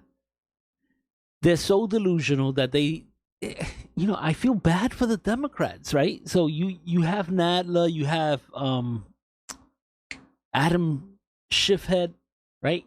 You have both of those guys who've been lying to you, right? They've been lying to you for almost 3 years. They told you there was collusion. They told you that there was collusion, there was evidence of it, and that somebody was hiding it. Adam Schiff would come out every time and say, the Republicans won't let out some type of information that he knew about. He would always come out and talk like he had something, right, that the Republicans would not let loose. Now, Robert Mueller had access to everything. He had access to everything. And there wasn't not one sense of collusion, right? And then, of course, Robert Mueller went above and beyond, above and beyond the rule of law, and said he couldn't exonerate. Now, he didn't say Donald Trump was guilty of anything. He just said he couldn't exonerate him from obstruction of justice, which the reason I say above and beyond is because it's beyond the rule of law. That's not his job to exonerate. It's not his job. You either find evidence of a crime and you put charges on the person, right? Or you just say there was nothing found. You never exonerate somebody. You don't even exonerate somebody with a not guilty plea. Like, let's say you go through court and the jury finds you not guilty. It doesn't mean that you're 100% exonerated. It means there was reasonable doubt and you're not guilty, right? So exoneration isn't something a prosecutor does, right? Now, once you go through the process and they don't charge you with anything, right? Now you can declare yourself exonerated, right? It's your right to declare yourself exonerated because they didn't find anything. And that's exactly what Donald Trump did. But as far as the prosecutor, the person accusing you of something, exonerating you, it's ridiculous. Because in his mind, if you're never Trump and you hate him like most of you do, your feelings get in the way of facts. Right? So we have to be facts over feelings. And there were no facts that led Robert Mueller, which Nadler and Adam Schiff had basically lied to you for 3 years that they had something. Adam Schiff would come out and say it was in plain sight. But always telling you that while forgetting the rule of law. Right? So, but you have, look, these black celebrities who love Trump and who have told you over and over again, wait a minute. Trump wasn't racist until he started running for president. You know what's the funniest thing? He wasn't even racist, according to the media and the people who know him, when he was doing the birtherism with Obama. Right? Now, let's keep in mind, I know everybody thinks that Trump started Obama was born in Kenya ordeal, but he didn't. It was the Clinton campaign who started it, and he grabbed it and ran with it. Now, but he wasn't even racist then, according to most of the people, right? He wasn't racist because NBC still renewed his contract for his apprenticeship show, right? Nobody cared. Nobody did anything. Obama himself, they invited Trump to one of those, media dinners, and they allowed Trump to go and sit while Obama spoke. So he wasn't racist. Nobody considered him racist until he decided he was running for president. And he says, there's a lot of people coming through that border who are bad hombres. They're bad hombres. They're rapists. They're murderers, right? They're So they went with their feelings instead of real facts. And Donald Trump has proved them wrong all the way. As a matter of fact, I learned yesterday that the unemployment rate for black women is at like 4.4%. It's like a historic low.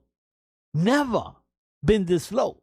I mean, black men is still at 5.5, but black women are at 4.4%. Right now we're at 3.8%. So black women are actually almost there and there with the rest of the country. Now, black unemployment has never been this low until Trump. Same thing is happening with the Hispanic population. As a matter of fact, right now, we have, when Trump took over, there was about 2 million people.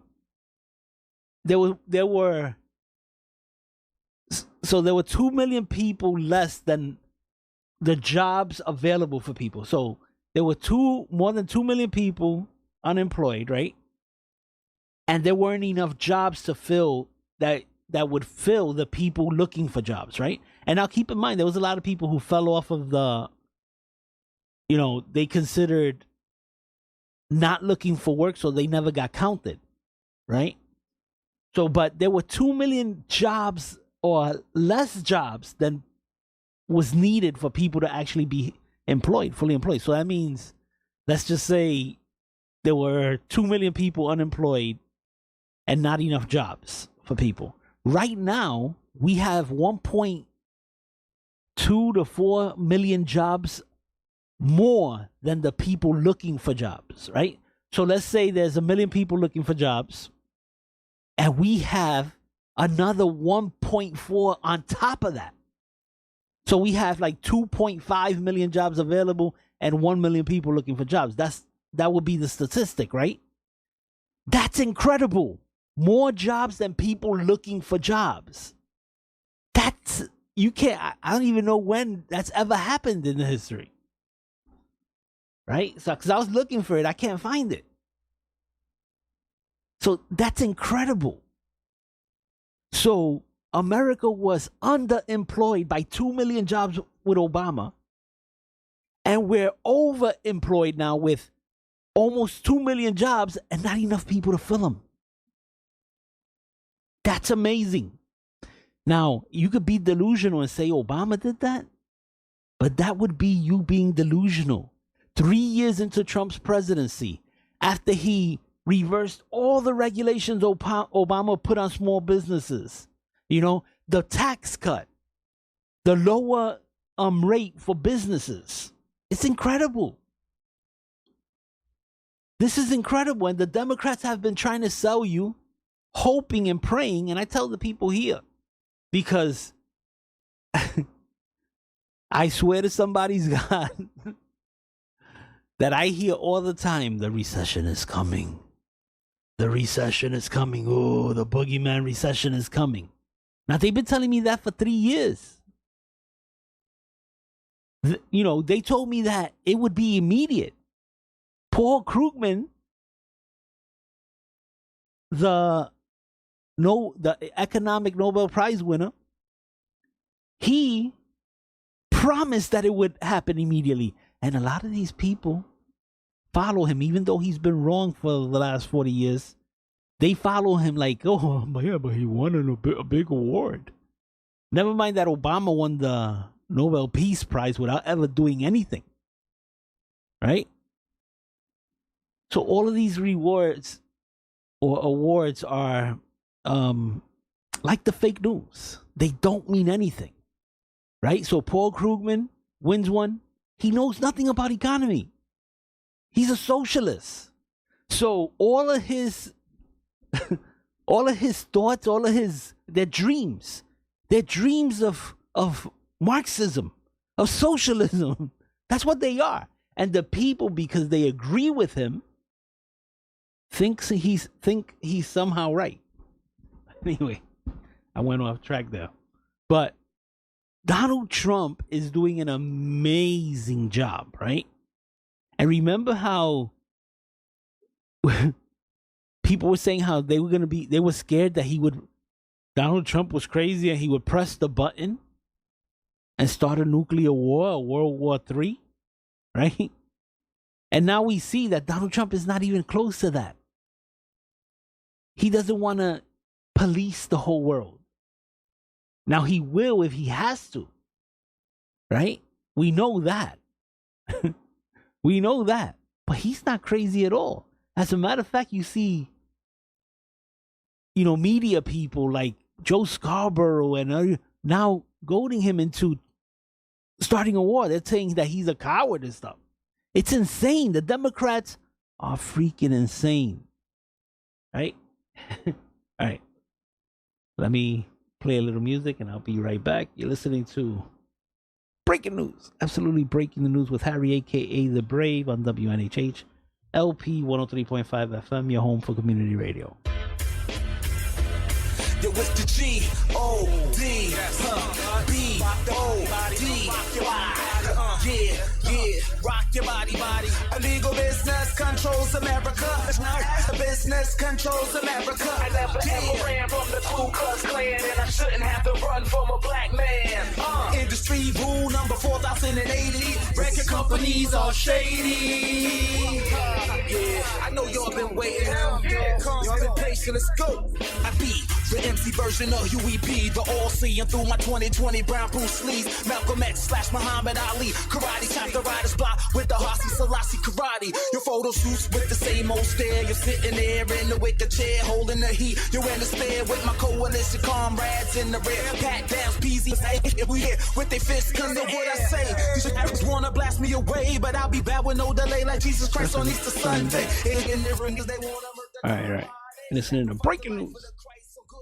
All right, this one I gotta do, right?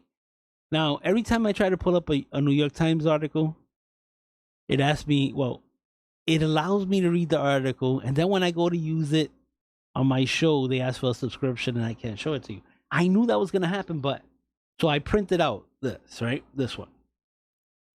It's the New York Times, and you can look it up yourself. You could go to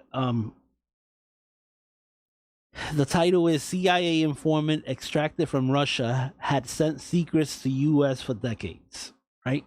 So this is supposedly an asset that the CIA had in Mother Russia, right?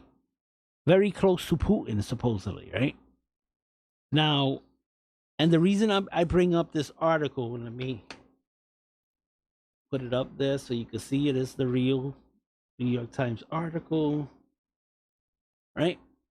And the reason I bring this up is because Joe Ugly, who actually told me recently that he supports Justin Elica, which is amazing to me. So Joe Ugly is supporting Justin Elica. I'm happy to hear that. It surprised me when he said that, but whatever. To each his own. So let me read this. Now, the reason I'm reading this specific article is because Joe Ugly on his show spread some fake news, right? He said that the reason the spy was extracted from Russia was because President Trump met with Russians in the White House and they were worried that he was giving away secrets and giving away CIA positions on agents and on insane stuff, right? Now, it's fake news. It came out. I understand Joe Ugly was watching Rachel Maddow, who, who's his oracle, right? So, and she puts out a lot of fake news. Rachel's been wrong for 3 years, right? So he put out there that the reason they extracted this guy was Trump. Now, here's the article from the New York Times, right?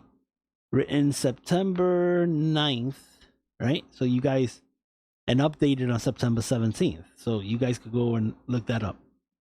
So Washington, decades ago, the CIA recruited and carefully cultivated a mid-level Russian official who began rapidly advancing through the governmental ranks. Eventually, American spies struck gold. The longtime source landed an influential position that came with the access to the highest level of the Kremlin.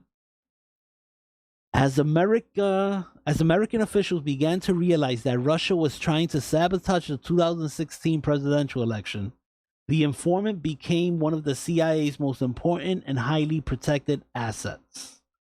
But when intelligence officials revealed the severity of Russia's election interference with unusual detail later that year, the news media picked up on details about the CIA's Kremlin sources. CIA officials worried about safety. Now pay attention to this, because it says, but when intelligence officials revealed the severity of Russia's election interference with unusual detail later that year, the news media picked up on the details about the CIA's Kremlin sources. The news media picked up on the details about the CIA's Kremlin sources. CIA officials worried about the safety made the arduous decision in late 2016 to offer to extract the source from Russia. The situation grew more tense when the informant at first refused, citing family concerns. But now, in order to understand that Joe Ugly is wrong, right? Joe Ugly is so wrong to say the reason they extracted that guy was because they were afraid that Trump was somehow a double agent or giving information to the Russians. That is not only wrong, it's a lie. Now let me read the line again. Okay? As American officials began to realize that Russia was trying to sabotage the 2016 presidential election, the informant became one of the CIA's most important and highly protected assets. But when intelligence officials revealed the severity of Russia's election interference with unusual detail later that year, the news media picked up on the details about the CIA's Kremlin sources. CIA officials worried about safety made the arduous decision in late 2016 to offer to extract the source from Russia. In 2016, President Trump wasn't president then. It was President Obama. And since the CIA, I'm sure in trying to hurt Trump, leaked that Russia was trying to interfere with the presidential elections with great detail, meaning that at the time a decision was made over there at the Kremlin by Putin, only that person could be in the room with Putin. So there was such detail that they would know who the spy was, who the double agent was. And when the media picked up on it and started broadcasting it all over the place, because they wanted to hurt Trump, they wanted to say that somehow Trump was colluding with Putin. Never mind that Putin was doing it himself. Without Donald Trump, and we don't really know who he was trying to hurt, right? Because they also put together that dossier that they gave to Christopher Steele. Christopher Steele, working for Hillary Clinton, gave it to the FBI, and the FBI investigated Donald Trump. It looks more to me like they were trying to hurt Trump than they were Hillary Clinton, right? But that's besides the point. For this specific, subject where Joe Ugly lied and put out false information. Now, this isn't new information. He just decided not to source his material and went with the old article, right, which was written in September 9 and updated September 17th. Now, I understand some people aren't very detailed. They don't care about what they're saying. They'll put out lies out there in order to use it as propaganda to influence minds. The poor minds of the Democrats who are constantly being herded as sheep.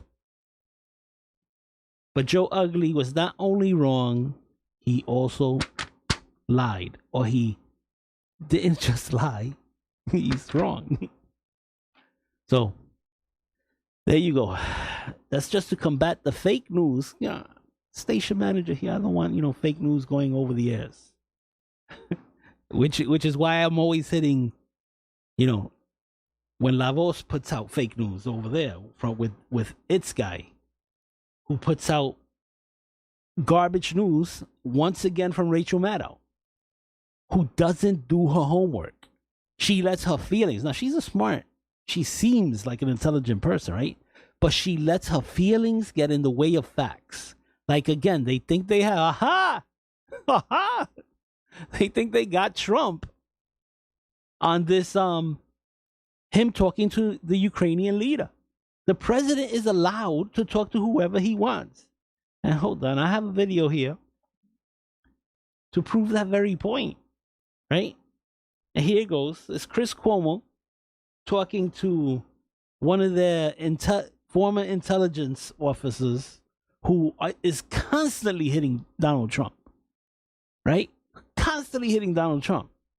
So, but on this occasion, he decides to be, truthful. But here we go. I'm going to slide it over so you guys can see it. Has refused to hand over the complaint after a subpoena from the House Intel Committee Chair, Adam Schiff. Now we're learning what that complaint may be about. Again, this comes from the Washington Post. It includes communication between the president and a foreign leader. Their sourcing is two former U.S. officials familiar with the matter, that this was about a phone call that the president had with a foreign leader. I'm going through it as I tell you about it, just to be careful about it. And the process is as we understood it. Somebody who knew about this phone call was concerned enough about the president making what they term a promise that was regarded as so troubling that it prompted an official in the U.S. intelligence community to file a former whistleblower complaint with a formal whistleblower complaint with the Inspector General for the internal. Now, that has already been debunked. A promise. What Trump did was ask about Biden, right? With no quid pro quo.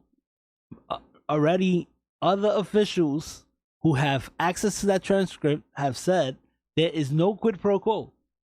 Unlike Biden, who said, you fire the prosecutor, getting involved in another country's government.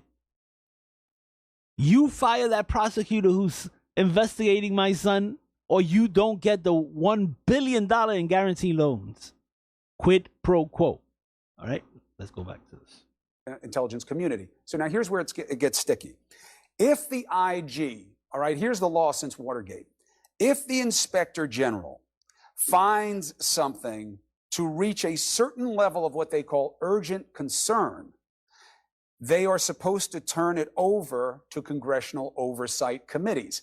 House Intel would be the logical place for something that is intelligence related to go, especially in light of this tacit agreement after Watergate, whereby Congress agreed with the intelligence community to handle confidential national security information a certain way, hence what you got with the Gang of Eight, that only certain congressional leaders will get certain sensitivities. So the question is, let's assume it's true.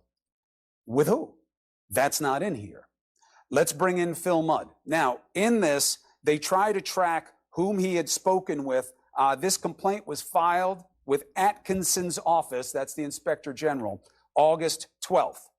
In the preceding weeks, they have him talking, they have him on a call with Vladimir Putin on July 31st. They have him talking about at least 2 letters from Kim Jong-un.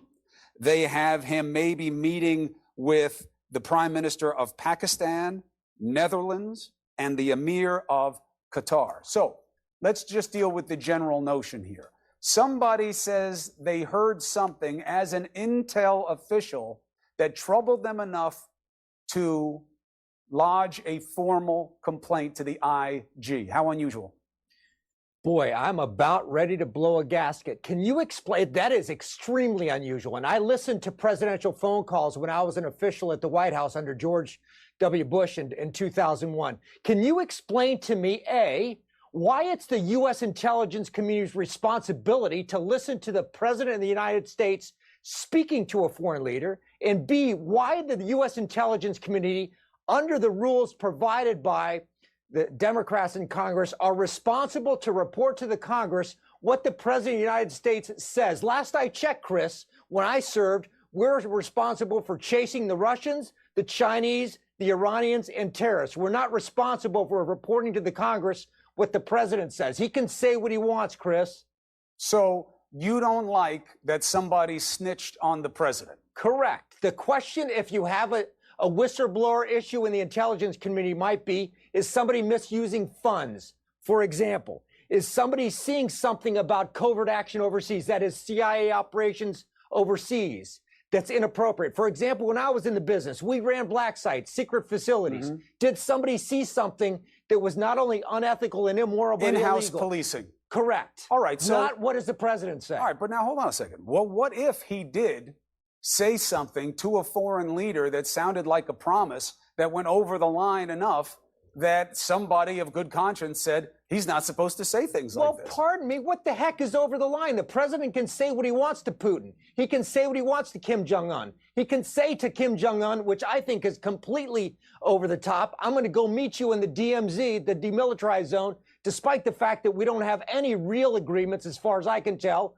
on nukes and missiles. The president can say what he wants. It's not the responsibility of the intel guys to... I got to stop it there. My time is running out. But basically, what this former intel, part of the intel community is saying, this has never been done to any president. The president could promise Putin the moon. It doesn't matter. It's not a treaty. It's not anything. The president can have whatever conversation he wants. It's never been done to any other president.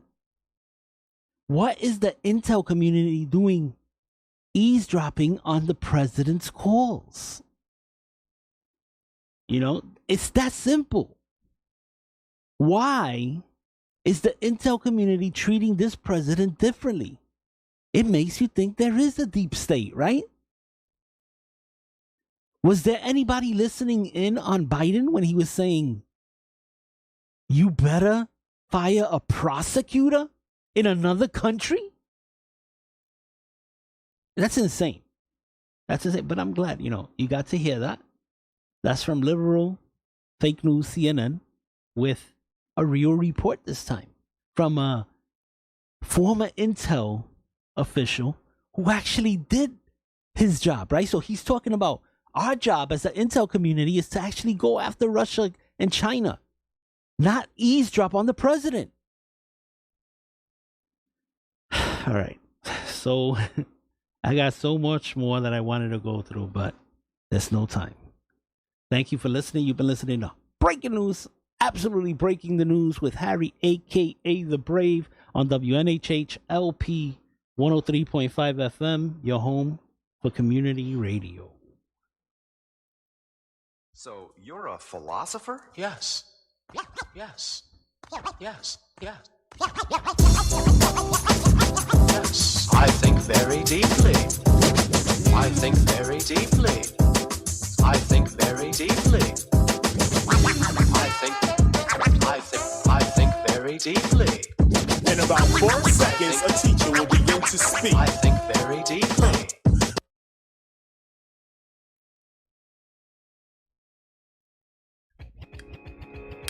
I'm not your plaything. Ooh.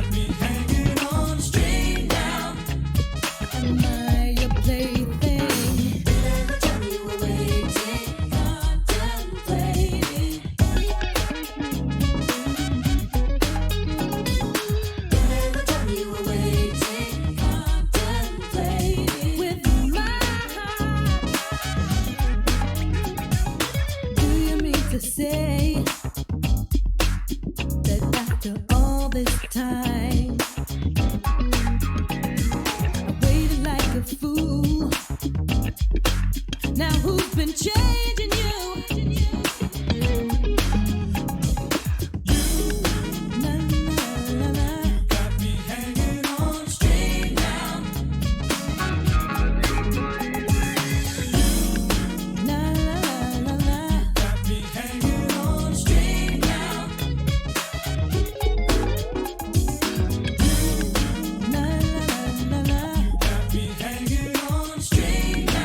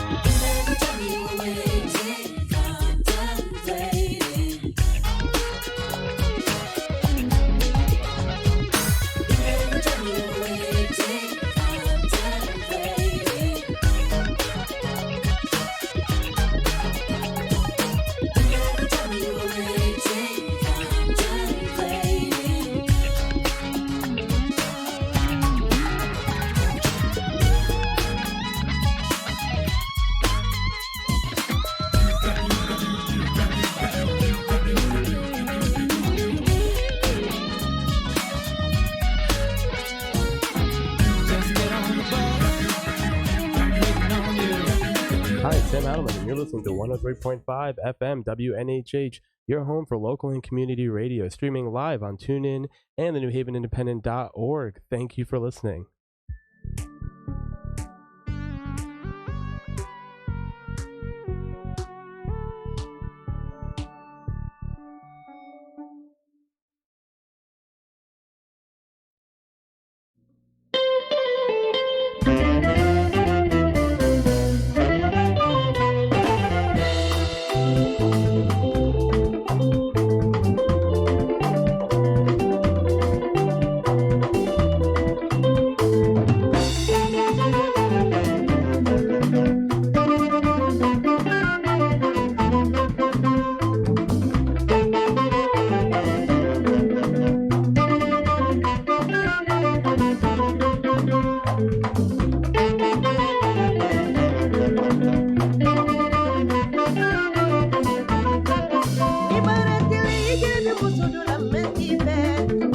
Y en la website lavozhispanaradio.com. Sintonízanos.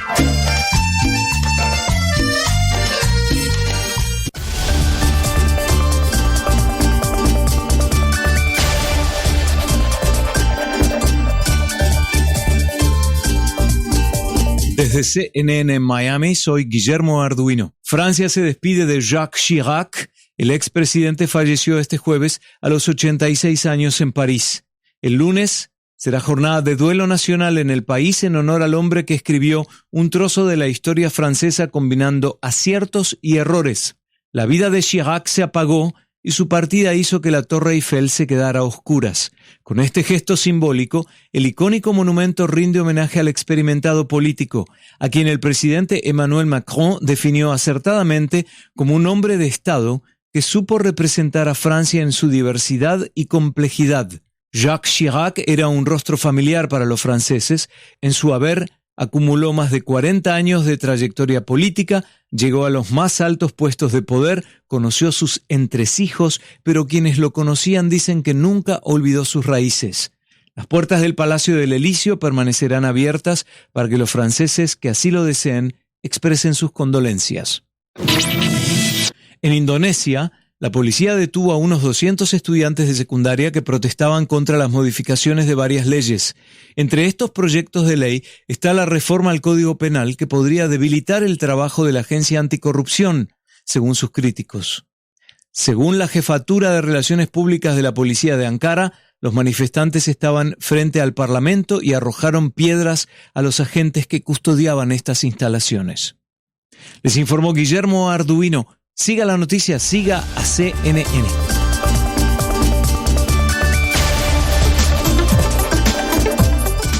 Soy Omar Fajardo desde Miami con el Minuto Clicks. Los planes de la NASA continúan con su enfoque en el planeta Marte. Aunque las leyes de la física dicen que es casi imposible levantar y dirigir un aparato volador en Marte, ingenieros estadounidenses han creado un helicóptero lo suficientemente ligero y rápido como para explorar el planeta Marte a vista de pájaro. Es una nave autónoma que realizará vuelos programados desde la Tierra, irá en la barriga del robot Mars 2020, un laboratorio científico sobre ruedas que despegará en el verano 2020 con el objetivo de llegar a Marte en febrero de 2021. En la actualidad no se hace una exploración de Marte volando, hoy se hace con robots de superficie y naves espaciales en órbita, pero si se agregara la dimensión área, se extendería significativamente la forma de exploración. Les informó Omar Fajardo desde CNN en Miami con las novedades tecnológicas más relevantes. Hasta la próxima.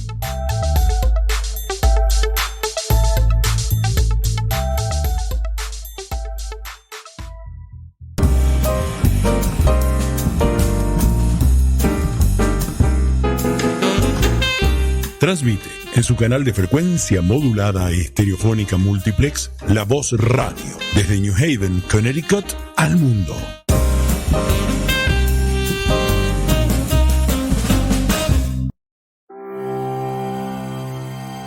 Estás escuchando La Voz Hispana Radio.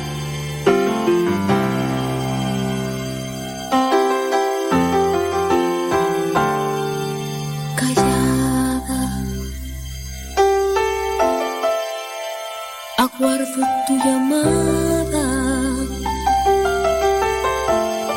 espero en celo tu llegada, me abrazo fuerte a la almohada, me embriago de su perfume que huele a nuestras noches de amor.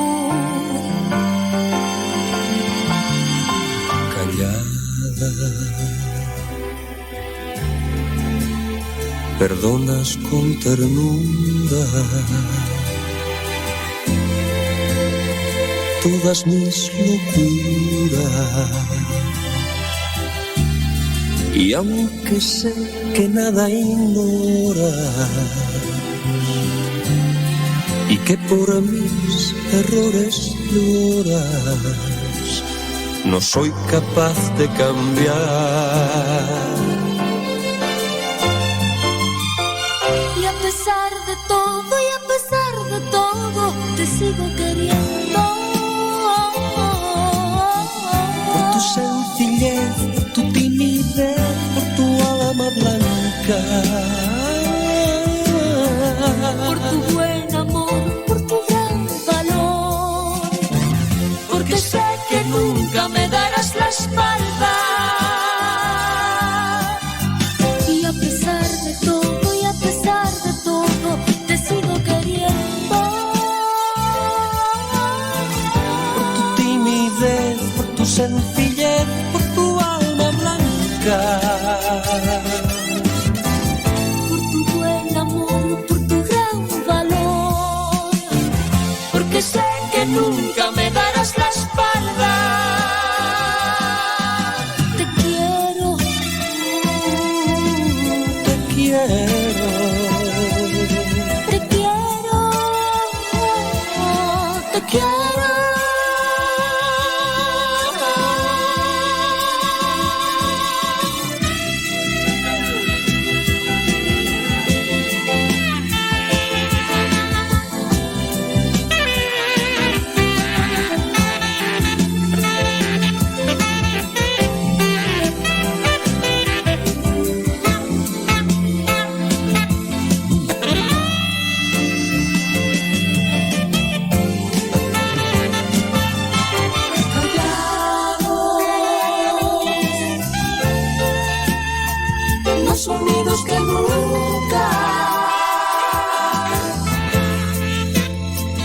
sueños que nunca libres. Apartamos de la mente cualquier cosa que la gente diga de nosotros dos.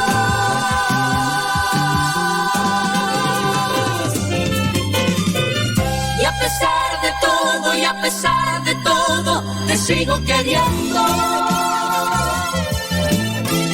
Por tu sencillez, por tu timidez, por tu alma blanca, por tu buen amor, por tu gran valor. Porque sé que nunca me darás la espalda. Y a pesar de todo, y a pesar de todo, te sigo queriendo. Por tu sencillez, por tu timidez, por tu alma blanca, por tu buen amor, por tu gran valor.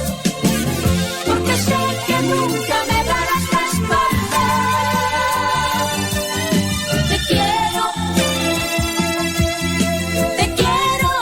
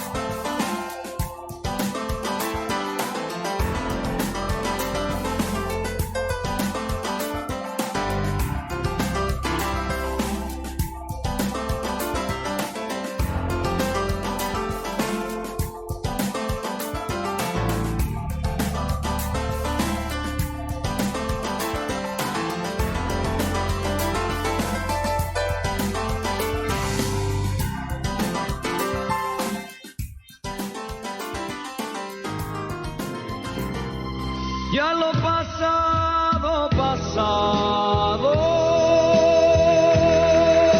no me interesa. Ya me sufrí, lloré.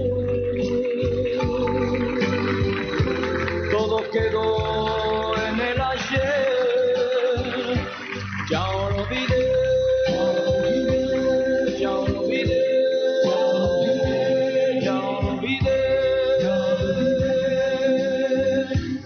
Tengo en la vida por quien. Buenas tardes, good afternoon. We're being serenaded by José José. Buenas tardes, este programa va a ser en bilingüe. Quisiera dar un recordio, a dar honor a José José, que falleció esta semana pasada. Yo creo que fue 72 años. Tuvo una vida para las películas. José José, he sold millions of records, I think a 30-year career or so, and he just died at 72 years old this week. And the song is called The Past is the Past, Lo Pasado Pasado. The past happened in the past, and I'm not interested in the past. I have already forgotten. And I give you